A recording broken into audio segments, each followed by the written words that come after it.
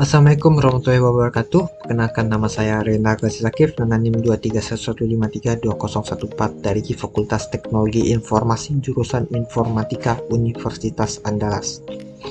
Pada kesempatan kali ini saya akan melakukan CTF pada sebuah website bernama Pico CTF.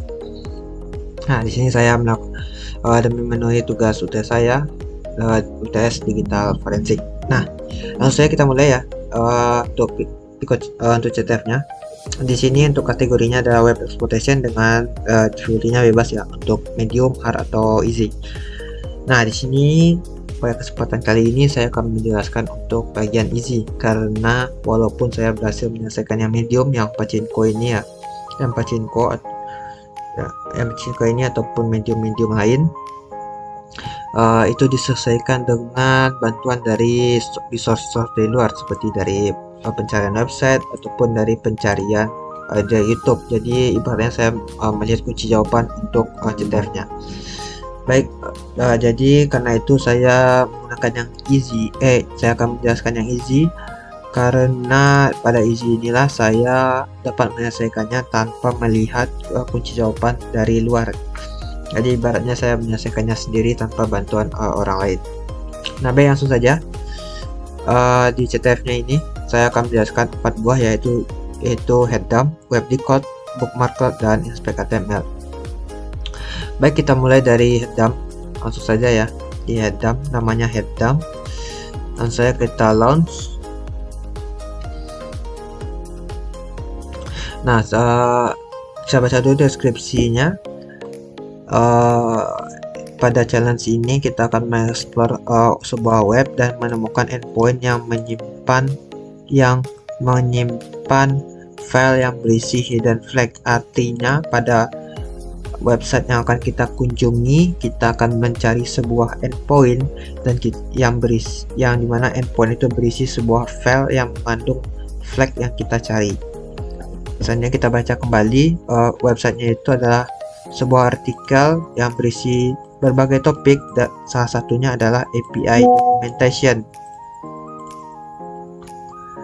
Nah, dapat dilihat ya, di sini API documentation dikatakan secara spesifik, berarti ada sesuatu dengan topik API documentation.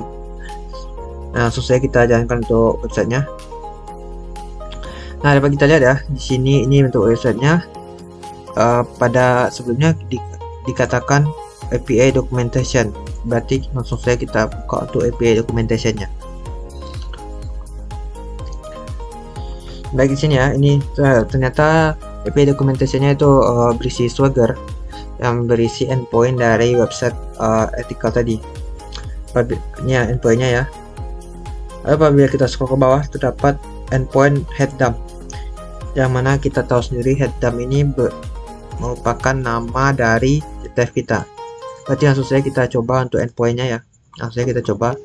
Sesuai deskripsinya ini, endpointnya itu berisi file yang berisi hidden flag. Berarti seharusnya endpoint ini menyimpan sebuah file. Nah, benar ya. Ini terdapat download file, berarti kita download saja langsung. Download. Nah,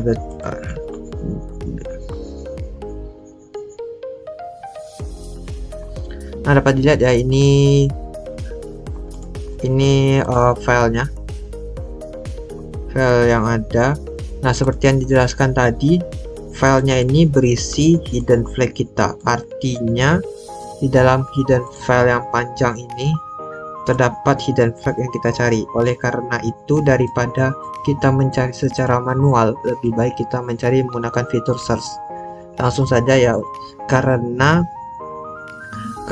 flag yang ada di Pico CTF ini selalu diawali dengan kalimat Pico CTF, berarti kita cari dengan kata kunci Pico CTF seperti ini. Lanjut kita cari, maka kita akan langsung menemukan flag yang kita cari menggunakan search yang ada. Langsung saja kita copy dan kita masukkan ke CTF. Nah, berhasil untuk CTF yang pertama. Dengan kata lain, untuk alur dari head dump ini sendiri, yaitu pertama kita akan diarahkan ke sebuah website, di mana website tersebut kita akan mencari endpoint, di mana pada website pada chat ini berisi endpointnya berada di Swagger yang berada di topik API documentation. Selanjutnya pada endpoint itu berisi file yang berisi hidden flag, artinya kita akan mendapatkan sebuah file yang berisi hidden flag, seperti yang kita lakukan tadi. Baik, lanjut kita ke web decode. Seperti namanya ada web decode, kemungkinan besar kita akan melakukan sebuah decode. Lalu di deskripsinya, apakah kamu tahu cara menggunakan web inspector? Baik, artinya kita akan melakukan inspect pada sebuah web dan melakukan decode. Kemungkinan besar seperti itu. Baik, mari kita coba saya langsung. Ini ya webnya ya. Lalu kita ke about dan kita kontak. Lalu kita pada about ini, dia meminta kita untuk melakukan inspecting pada page. Lalu saja kita inspect. Nah, dapat dilihat ya. Dapat lihat ini hasil inspect kita. Kita buka semuanya. Pada bagian elemen, pada bagian pertama inspect, terdapat sebuah kalimat yang sangat mencurigakan pada bagian HTML sebuah website, di mana kalimat seperti ini tidak menunjukkan apa-apa dan namun sangat panjang. Berbeda dengan yang lain ya, ini merupakan link yang jelas ini mengarah kemana, dan seperti yang kita ketahui sendiri, sangat jarang kita temukan dalam HTML sebuah kalimat panjang seperti ini tanpa ada arti yang berarti. Nah, lalu kita mengingat kembali bahwa ini adalah JTF web decode. Kemungkinan besar kita akan melakukan decode pada sebuah kalimat. Berarti kita coba saja decode untuk kalimat yang mencurigakan ini. Kita coba saja decode. Di sini saya menggunakan website ini base64 decode. Langsung saya kita pastekan di sini dan kita decode.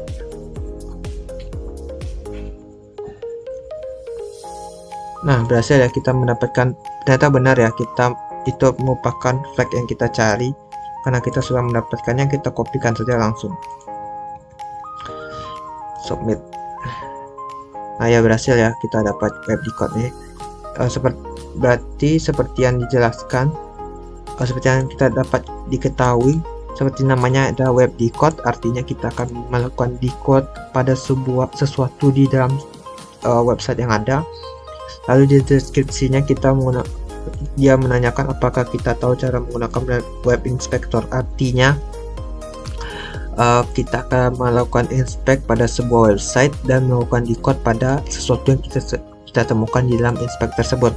Yaitu pertama kita melakukan inspect, kita menemukan ini kalimat yang mencurigakan tanpa ada arti, lalu kita lakukan decode dan maka kita pertemukan flag yang ada. Itu ya untuk yang web decode. Lanjut kita ke bookmarklet. Ya, bookmarklet ini saya sendiri tidak tahu apa arti bookmarklet, nanti kita akan cari tahu. Lalu di deskripsinya kenapa kita harus mencari flag sementara kita dapat membuat bookmarklet untuk mencetakkannya kepada saya atau memprintnya kepada saya. Baik, saya sendiri saat saya pertama membaca saya belum mengerti artinya. Lalu saat saya membuka ini saya mendapatkan kode JavaScript. Lalu apabila saya copy, maka kode copy atau paper berarti memang benar. Berarti benar bahwa kita harus mengcopy kode JavaScript ini. Namun apa yang harus kita lakukan kita belum tahu. Lalu kata bookmarklet dikatakan lagi. Jadi saat saya berusaha memecahkannya, saya mencari tahu apa itu bookmarklet. Ternyata bookmarklet adalah sebuah bookmark di browser yang tidak menyimpan URL tetapi menyimpan script JavaScript. Nah, dapat lihat di sini merupakan script JavaScript ya. Berarti kita akan menggunakan bookmarklet yang merupakan alat di situs web. Berarti kita akan menggunakan bookmarklet. Kita mendapatkan petunjuk pertama. Lalu saya tidak tahu bagaimana cara menggunakan bookmarklet. Jadi saya mencari lagi bagaimana cara membuka bookmarklet di Chrome, karena saya menggunakan Chrome dan Windows. Lalu dapat dilihat Ctrl Shift B. Kita harus menggunakan Ctrl Shift B untuk membuka bookmarklet di Chrome. Langsung saja ya, Ctrl Shift B. Langsung saja kita Ctrl Shift B kan. Ini ya bookmarklet yang bagian atas ini. Kita add, lalu kita klik kanan. Ini ya, dapat dilihat bookmarknya. Lalu kita add page. Kenapa saya add page? Karena apabila add folder ini tidak ada tempat URL atau tempat mengcopy JavaScript-nya. Sementara ini open all merupakan kita membuka sesuatu, berarti bukan untuk meletakkan sebuah kode JavaScript. Paste juga bukan. Ini show juga merupakan bukan. Jadi kemungkinan besar ada add page. Nah, di sini dapat kita ketahui bookmarklet itu tidak menyimpan URL tetapi script JavaScript. Karena itu kita kopikan kode JavaScript yang kita kita pastekan kode JavaScript yang kita copy barusan. Lalu kita save. Nah, dapat lihat ini ya yang baru, bukan yang sebelumnya. Ini beda bookmark. Ini yang terbaru. Apabila kita klik, kita akan mendapatkan flag yang kita cari. Lalu kita kopikan, kita submit saja langsung untuk flagnya. Ya, berhasil ya untuk yang bookmark. Jadi dengan kata lain, untuk yang CTF ini adalah kenapa kita harus mencari bookmark, kenapa kita harus mencari flag sementara kita bisa membuat bookmarklet ini ya, bookmarklet atau dengan namanya fitur dari browser kita itu sendiri untuk mengkopikannya, untuk membuatkannya kepada kita. Ya, seperti yang kita ketahui di websitenya juga sudah memberikan kita kode JavaScript. Jadi dari bookmarklet itu sendiri akan membuatkan flag kepada kita melalui kode JavaScript yang diberikan. Baik, itu untuk yang bookmarklet. Selanjutnya untuk inspect HTML. Kenapa saya menambahkan inspect HTML pada hal yang dimintanya 3 CTF? Karena untuk inspect HTML ini saya sangat-sangat singkat dan sangat-sangat mudah, dan saya berhasil menyelesaikannya kurang dari 1 menit. Langsung saya inspect HTML. Saat melihat judulnya saya langsung terpikirkan bahwa langkah pertama adalah inspect HTML. Jadi saya langsung saja inspect HTML. Ternyata saya langsung menemukan flag yang ada. Jadi saya menyelesaikan ini kurang dari 1 menit, dan maka dari itu saya tambahkan untuk penjelasan inspect HTML CTF-nya. Baik, berikut ya, itu saja penjelasan CTF dari Pico CTF bagi exploitation.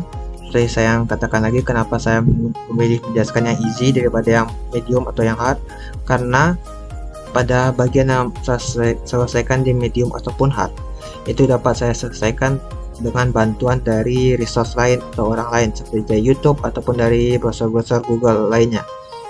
Nah, sementara yang easy ini seperti yang ini monster, cookie monster, headcount, webcode, bookmarklet, dan yang lain-lainnya saya berhasil menyelesaikannya tanpa bantuan dari orang lain. Jadi karena itu saya lebih paham bagaimana cara menyelesaikannya, dan karena itu saya menjelaskan hal tersebut yang bagian easy daripada bagian-bagian medium atau hard. Baik, sekian penjelasan dari saya. Mohon maaf apabila ada kesalahan. Assalamualaikum warahmatullahi wabarakatuh.